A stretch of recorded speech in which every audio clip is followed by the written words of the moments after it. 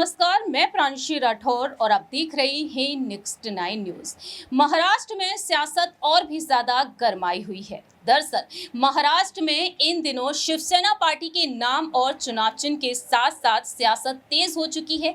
इस वजह से क्योंकि महाविकास अघाड़ी गठबंधन कहीं ना कहीं टूटने की कगार पर है। शरद पवार और अजीत पवार के जो बयान सुनने को मिले हैं वो मोदी सरकार के समर्थन में दिखाई दे रहे हैं। दूसरी ही तरफ देखा जाए तो यहाँ पर शिवसेना पार्टी से जुड़ी संपत्तियों को लेकर सियासत तेज हो चुकी है। हमने अपनी बीती पिछली रिपोर्ट में जानकारी दी थी आपको कि संपत्तियों से जुड़ी हुई जो खबर सामने आई वो खबर यही रही कि अब शिंदे गुट के हवाले ये संपत्ति की जानी चाहिए, क्योंकि अब यहाँ पर एक वकील के द्वारा याचिका दाखिल की जा चुकी है।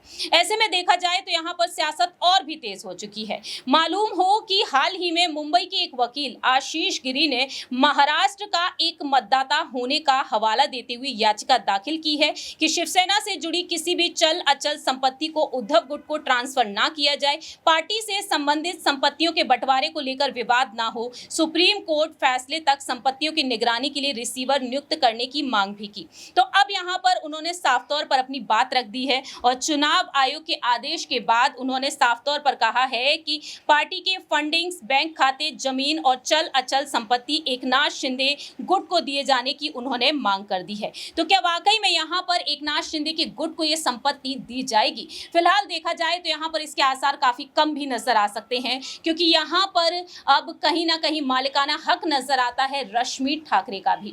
जी हाँ, आपको जानकारी के लिए बता दें कि शिवसेना पार्टी की फंडिंग्स पर आखिरकार किसका हक है। शिंदे खेमे का शिवसेना पर पूरा कंट्रोल तभी हो पाएगा जब उसकी प्रॉपर्टी, फंड, लोगों और शाखाओं को पर भी वह कब्जा पाले। तो चुनाव आयोग से शिवसेना पार्टी का नाम और चुनाव चिन्ह पाने के बाद शिंदे खेमे की नजरें यहां पर नजर आई। कई विधायकों का कहना रहा।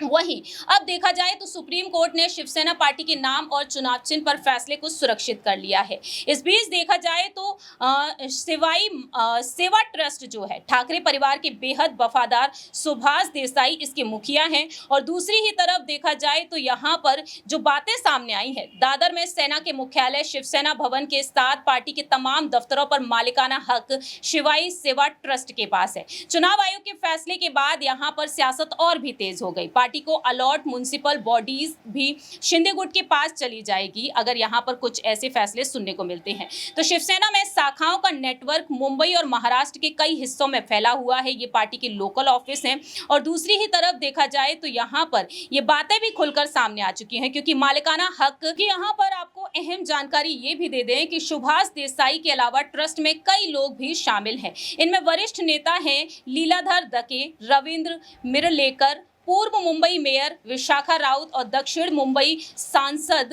अरविंद सावंत के साथ उद्धव ठाकरे की पत्नी रश्मि ठाकरे भी। ये ट्रस्ट शिवसेना भवन से चलता है और मालिकाना हक है यहाँ पर इस ट्रस्ट के तहत। तो ऐसे में देखा जाए तो यहाँ पर आखिरकार शिवसेना सामना और मार्मिक नाम के पब्लिकेशन पर भी चलती है। तो यहाँ पर ये बातें सामने आती हैं कि जिस तरह से यहाँ पर सुभाष देसाई जो हैं और ठाकरे परिवार के सदस्य, ट्रस्टी और डायरेक्टर हैं, तो ऐसे में रश्मि ठाकरे एक बड़ी चुनौती कहीं ना कहीं बनती हुई नजर आ सकती हैं। अब देखना यही दिलचस्प होगा कि उद्धव ठाकरे का आखिरकार क्या कुछ बड़ा कदम होगा इस याचिका को देखते हुए। क्या रश्मि ठाकरे खुलकर सामने आएंगी, क्योंकि मालिकाना हक उनका नजर आता है। देखते हैं कि आखिरकार रश्मि ठाकरे बागी विधायकों के खिलाफ आखिरकार क्या कुछ बड़ा फैसला लेती हुई नजर आती हैं पर्दे के पीछे रहकर। इस खास रिपोर्ट में इतना ही। बाकी की तमाम अपडेट्स के लिए देखते रहिए नेक्स्ट 9 न्यूज।